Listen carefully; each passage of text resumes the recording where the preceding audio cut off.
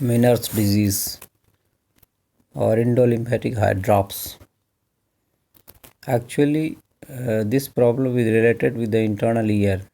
ये अंदर वाले कान से रिलेटेड प्रॉब्लम है जिसको आप इंटरनल ईयर बोलते हैं, जिसमें सबसे इम्पॉर्टेंट जो पार्ट है इंटरनल ईयर के, that is cochlea, semi circular canal and vestibule. So we can say this is the problem of internal ear. So Meniere's disease or endolymphatic hair drops is a syndrome characterized by paroxysmal attack of vertigo, deafness, tinnitus along with nausea, vomiting. So ये internal ear की problem है जिसमें कि internal ear का involvement पूरी तरीके से होता है, जिसमें जो इम्पोर्टेंट जिनको सिम्टम, इसलिए मैं सिंड्रोम बोल रहा हूँ, that is tinnitus, Nasiya, vomiting, vertigo and deafness. तो सेंसो न्यूरल लॉस, हियरिंग लॉस हो जाता है, तो पेशेंट को कम भी सुनाई पड़ता है, उसकी कान में आवाज़ आती है, चक्कर आता है, नासिया, वॉमिटिंग होता है. तो इतने सारे सिम्टम साइन एक साथ मौजूद हों तब आप ये कह सकते हैं कि पेशेंट को मेनियर्स हो रहा है या एंडोलिम्फेटिक हार्ट ड्रॉप्स हो रहा है. तो actually this is the syndrome. अब बात आती है कि ये प्रॉब्लम किसको होती है. ज़्यादातर जो एज ग्रुप है पर्सन के, वो 35 से 60 साल के लोगों को ज़्यादा इफेक्टेड होता है. Male female ratio 3:1. ख़ास तौर पे फीमेल ज़्यादा इफेक्टेड होती हैं, मेल कम इफेक्टेड होते हैं.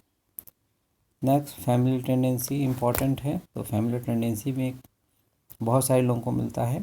एंड यूनिलेटरल अफेक्शन हो सकता है या बायलेटरल अफेक्शन हो सकता है. ये देखिए एंडोलिम्फेटिक हार्ट ड्रॉप्स इसलिए बोल रहे हैं क्योंकि इंडोलिम्फ ज़्यादा बनने लगता है, क्योंकि आपने पढ़ा होगा कि इंडोलिम्फ है जो आपके बॉडी बैलेंस को मेंटेन करने का काम करता है. आपने इंटरनल ईयर पढ़ा होगा जिसमें इंडोलिम्फ पाया जाता है, जिसमें कि ऑटोलिथ पाए जाते हैं जो बॉडी के बैलेंस को बनाने के लिए काम करते हैं. तो इंडोलिम्फ ज़्यादा बनने लगा, इसलिए आपने इसको कहा इंडोलिम्फेटिक हार्ट ड्रॉप्स. तो इंडोलिम्फ ज़्यादा क्यों बन रहा है, इसके बहुत सारे कारण हैं. कुछ ना कुछ थ्योरी है कि इंडोलिम्फेटिक हार्ट ड्रॉप्स हुआ है, यदि उसके पीछे बहुत रिलेटिव थ्योरी है, क्योंकि एग्जैक्ट इटोलॉजिकल फैक्टर ज्ञात नहीं है. तो या तो ऑब्स्ट्रक्शन हो रहा है लिम्फेटिक इंडोलिम्फेटिक डिस्क में, या हाइपोप्लेसिया हो रहा है इंडोलिम्फेटिक डिस्क में, या अल्ट्रेशन हो रहा है, एब्जॉर्प्शन और प्रोडक्शन के बीच रेशियो कुछ गड़बड़ है, तो एब्जॉर्प्शन प्रोडक्शन ज़्यादा है, एब्जॉर्प्शन लेस हो रहा है, इस वजह से ये प्रॉब्लम हो सकती है. या अल्ट्रेशन इन प्रोडक्शन ऑफ इंडोलिम्फ हो रहा है. कई बार ऑटोइम्यून डिसऑर्डर में भी इस तरीके की चीज़ें दिखाई पड़ती हैं. कोई वेस्कुलर ओरिजिन इसकी है, या फिर वायरल इटियोलॉजिकल फैक्टर हैं, मतलब वायरल जो कि रिस्पॉन्सिबल फैक्टर के रूप में इसमें हो सकते हैं. कई बार प्राइमरी कॉज के रूप में जेनेटिक दिखाई पड़ता है. एनाटॉमिकल कॉज हो सकता है कि स्मॉल वेस्टिब्यूल है, तो उसकी वजह से इस तरीके से हो सकता है. कई बार ट्रॉमेटिक ओरिजिन होती है, कान में कोई चोट लग गई या कोई हेड इंजरी या फिजिकल ट्रॉमा हुआ है, इस वजह से भी हो सकता है. वायरल इन्फेक्शन भी रिस्पॉन्सिबल इम्पॉर्टेंट इटोलॉजिकल फैक्टर है. बहुत सारे लोगों को एलर्जिक ओरिजिन होता है, तो या फिर ऑटो जो है इम्यून डिसऑर्डर जो होते हैं उनमें भी देखा जाता है. तो इस तरीके से कोई भी इसमें फिक्स इटियोलॉजिकल फैक्टर नहीं है.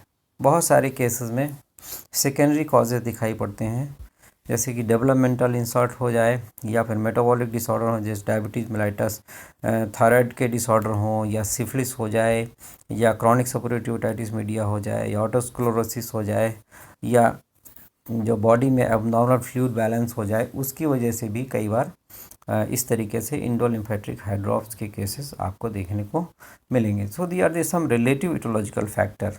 कोई भी इसमें इटोलॉजिकल फैक्टर फिक्स नहीं है, ये सब रिलेटिव इटोलॉजिकल फैक्टर हैं जो यहाँ पर दिखाई पड़ रहे हैं. अब बात आती है क्लिनिकल फीचर की. तो चूँकि पहले भी हमने बताया कि सिंड्रोम है, इसलिए चक्कर आना, आपने देखा चक्कर, vertigo is a important feature है ना. एपिसोडिक वर्टाइगो हो सकते हैं, नस्टैग्मस दिखाई पड़ सकती हैं, आंखों का मूवमेंट होगा चक्कर के साथ. हेयरिंग लॉस ही इम्पॉर्टेंट है ना. या आइदर कंडक्टिव और परसेप्टिव डिफरेंस देयर में भी प्रोग्रेसिव हेयरिंग लॉस होगा। टेनिटस इज इम्पॉर्टेंट फीचर, कान में ringing sound, buzzing sound continuous या इंटरमिटेंट आती रहेगी, तो कान से आवाज़ें आना और साथ में कान में भारीपन, ऐसा लगेगा कान में भारीपन है, तो ऑरल फुलनेस मिलेगी, टेनिटस मिलेगा, हेयरिंग लॉस मिलेगा और वर्टाइगो मिलेगा। तो there are the important clinical manifestation. जब आप एग्जामिनेशन करते हैं तो ऑटोस्कोपी करनी पड़ेगी, तो कौन नॉर्मल मिलेगा बाहर से। नेस्टिग्मस आपको जो है ड्यूरिंग अटैक दिखाई पड़ सकता है।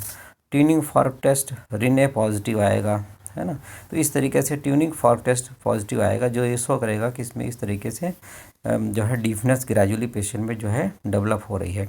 तो ऐसे केसेस में कंप्लीट न्यूरोलॉजिकल एग्जामिनेशन भी पेशेंट का किया जाता है कि कोई और दूसरी न्यूरोलॉजिकल प्रॉब्लम तो नहीं है। जो है कराया जाना है वो है, एक तो ऑडोमेट्री टेस्ट होगा ही होगा कान का। सबसे इम्पॉर्टेंट चीज़ होती है जो है ट्रांसटिम्पैनिक इलेक्ट्रोकोक्लियोग्राफी, ये सबसे इम्पॉर्टेंट इन्वेस्टिगेशन है। कोक्लियोग्राफी से कन्फर्मेटरी डायग्नोसिस बन जाती है कि यहाँ इसमें किस प्रकार का डेवलपमेंट हो रहा है, और ये कंफर्म जो है मीनर्स का केस है। तो इलेक्ट्रोकोक्लियोग्राफी इज़ इम्पॉर्टेंट डायग्नोस्टिक टूल्स।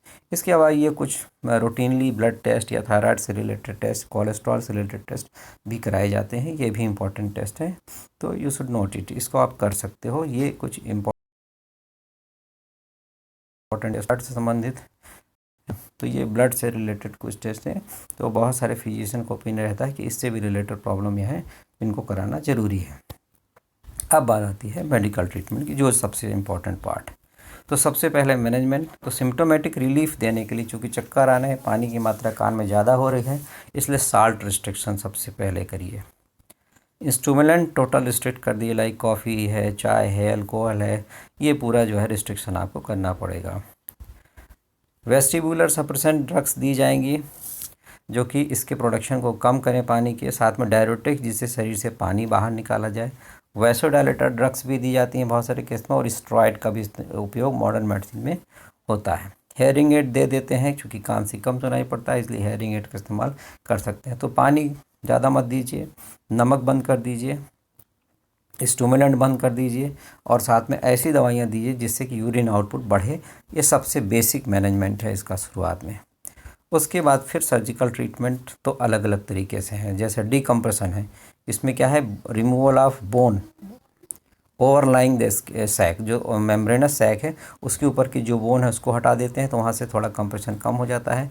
जब कंप्रेशन कम हो जाएगा तो पेशेंट को रिलीफ मिलता है। समटाइम संटिंग ऑपरेशन, यहाँ पे placement of the shunt to drain the endolymph into the mastoid, mastoid से जोड़ दिया जाता है इंडोलिम्फ, वहाँ से संटिंग ऑपरेशन करके उसको डायरेक्ट मेस्टॉइड से जोड़ देते हैं संट को, जिससे कि मेस्टॉइड रीजन से होता हुआ वहाँ से फ्लूइड जो है निकल जाएगा जो ज़्यादा बनेगा। समटाइम देर में drainage mean incision of sac allowed to drain, कभी कभी जो फ्लूइड है उसको ड्रेन कर सकते हैं ड्रेनिंग ऑपरेशन के द्वारा। इंसिजन जो सैक है जहाँ पर फ्लूइड इकट्ठा है, बन रहा है, वहाँ से उसको ड्रेन कर दिया जाए। या some time excision of sac भी किया जाता है कि उस सैक को ही रिमूव कर दिया जाए। तो दी आर दी ऑपरेशन। और या फिर सबसे एडवांस टेक्निक जो है वो है ultrasonic destruction of the vestibular labyrinth. तो बोनी जो वेस्टिबुलर लेब्रिंथ है इसको अल्ट्रासोनिक वेव के द्वारा डिस्ट्रक्ट कर दिया जाए, तो एक ये भी ऑपरेशन है। या फिर जो है लेब्रिंथेक्टोमी कर दी जाए कि लेब्रिंथ को ही निकाल दिया जाए, तो ये भी एक ऑपरेशन है। तो labyrinthectomy the surgical treatment and which is perform in case of the Meniere's और इंडोलिम्फेटिक हाइड्रोप्स। तो ये भी एक इम्पॉर्टेंट सर्जिकल जो नेम ऑपरेशन है, इसको आप नोट सकते हो कि लेब्रिंथेक्टोमी भी की जा सकती है। तो ये है सब इम्पॉर्टेंट सर्जिकल ट्रीटमेंट। अब बात आती है होम्योपैथिक ट्रीटमेंट। तो बहुत सारी होम्योपैथिक मेडिसिन इंडोलिम्फेटिक हाइड्रोप्स में जो है रिस्पॉन्सिबल है, जिसमें सबसे इम्पॉर्टेंट है conium carbonium sulph, this is very good medicine for this. And second Causticum, आपने देखा ही होगा, China is very for specially tinnitus, tinnitus बहुत ज़्यादा हो रहा है तो चाइना का इस्तेमाल आप कर सकते हो। And chininum sul, this is the very important medicine for the Meniere's disease, natrum salicylicum, this is the specific medicine for the Meniere's, especially tinnitus भी है, वर्टाइको भी है, नासिया है, वॉमिटिंग है, डेफनेस है, आपको पूरे सिम्टम काफ़ी कुछ नेट्रम सेलिसिकम में मिलेंगे, है ना। Salicylic acid is also very good medicine, तो ये भी बहुत ज़्यादा इस्तेमाल होती है सैलिसिलिक एसिड। एंड थिरिडियन, यदि वर्टाइगो बहुत ज़्यादा आ रहा है तो आप थिरिडियन का इस्तेमाल कर सकते हैं ये बहुत स्पेसिफिक मेडिसिन है फॉर नौसिया वॉमिटिंग वर्टाइगो के लिए थिरिडियोन। कोनियम मैकुलेटम आपने सुना ही होगा कि सिर घुमाने से चेक कराना। नेट्रम सल्फ जो पानी कम करती है, जैसे भी आपने कहा कि डायरेटिक्स का इस्तेमाल करेंगे तो हम नेट्रम सल्फ का इस्तेमाल एज डायरेटिक्स जो है हम कर सकते हैं। तो ओवरऑल अपन ये कह सकते हैं कि ये जो प्रॉब्लम है ये इंटरनल ईयर से रिलेटेड प्रॉब्लम है।